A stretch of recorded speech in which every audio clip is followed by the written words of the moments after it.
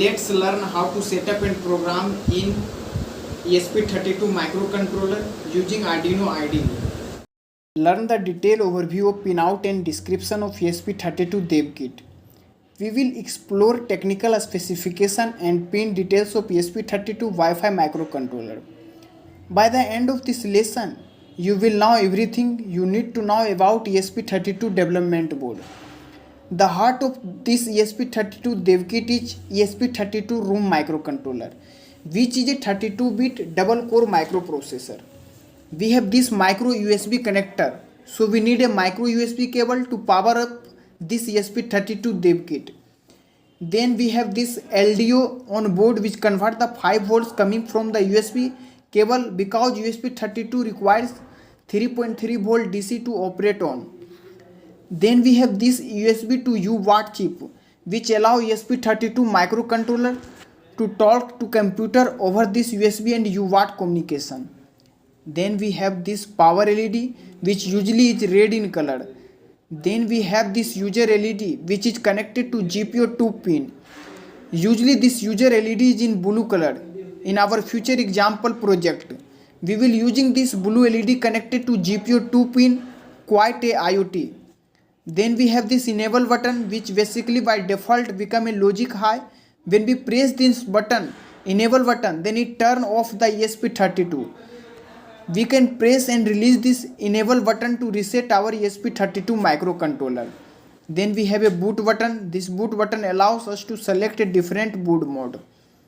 Basically there are 4 states for programming. We can select, let's say, a programming mode, AT command mode or some other states for programming this ESP32. We can able to select this using the boot button. We can say in total we have a 30 physical pin on this module. There are 2 user LED and 2 switches. Let's now look at the every pin on ESP32 dev kit and then talk about what does and what its feature and functionalities are. Look at the top right corner. We have a GPIO 21 pin and we can say all the way till the GPIO 15. All the pins are the GPIO pin. We can use it for general purpose input output. Similarly, you can look at the top left corner. We have the GPIO 36 pin all the way through the GPIO 13. All these are GPIO pin. You can just understand that lower right corner we have one ground pin and one 3.3 volt pin. These are the power pins on the lower left corner. We have one ground pin and one volt in pin. That's an input voltage. On a top left corner we have enable pin. If you just remove these 5 power pins, then every other pin on ESP32 dev kit is basically a GPIO pin. That means we have a IoT of GPIO pins on ESP32 dev kit. Now on things through you have to notice GPIO 34, 35, 36 and 39.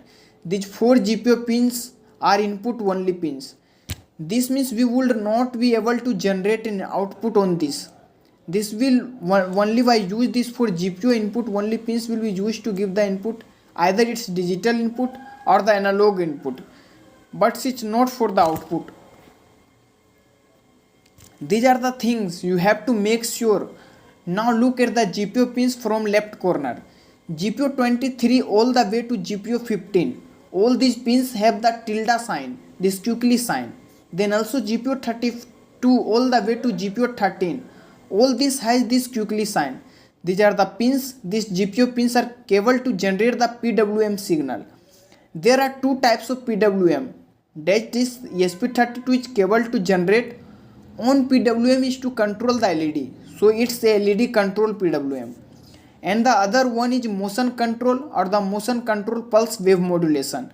It can be used to control the speed of the motor. You have to note that you have almost around 21 PWM pins on ESP32 microcontroller. Now talking about ADC pins. You can see here is our ADC underscore 0 all the way through ADC underscore 4. All these pins can be used. This GPIO pin can be used as an ADC pin. In the lower right corner you can see ADC 2 underscore 0 through ADC 2 underscore 3. This almost around we have a 15 ADC channel. that will be distributed across ADC1 and ADC2 because there are two ADC into the ESP32 that will be spread across 15 ADC channel. We have plenty of ADC pin to control the analog sensor. Now talking about the UART support, TXT0 and RTX0, that's for UART0 and TXT2 and RTX2 or UART2. There are two UART if in the case you want to connect any serial devices to ESP32 microcontroller. Then coming back to I2C protocol, we have this SCL and SDS. We have one I2C port. If in case you want to connect any I2C device like a memory chip or sensor or something like that, you can use this. Talking about SPI, serial spherical interface. We have 3 SPI ports in ESP32 microcontroller, but there are only 2 SPI ports like VSPI. You can see these yellow color labels. These are VSPI and these are yellow color labels. Again HSPI pins. These are VSPI and HSPI can be used to connect any SPI devices to ESP32 microcontroller. The normal SPI port we cannot use to because ESP32 is using this SPI port to communicate with the flash memory. It is an external QSPI flash, so we cannot use that. If in case user want to use the SPI pins on ESP32 dev kit, they either can use VSPI or HSPI ports. That's the one thing that you have to note. Now you can see there are some touch pins here. Lower right corner, touch 0, touch 1, touch 3. These are 3 touch pins. Then we have a touch 987654. There are total 9 touch pad. If in case you want to create a little keypad for capacitive touch sensing, you can create your own custom keypad for your ESP32 project. We have a touch sensing capability as well. Now talking about DAK, digital to analog converter. We have this DHC1 which is mapped on pin number 14 and there is a DAK2 which mapped on pin number 15. We have a 2 digital to analog converter DAK pins supported on ESP32.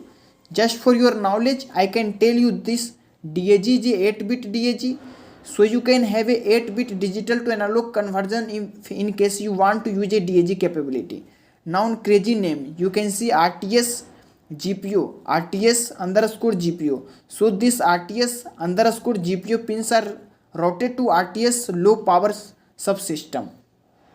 These pins are used to back up ESP32 from deep sleep mode when ultra low power ULP coprocessor is running. So only whenever you are using ultra low power processor on ESP32, then you can use this RTS GPU pin to wake up your ESP32 microcontroller. Otherwise you don't really need to use the RTS underscore GPU port pin. So that's pretty much what it is.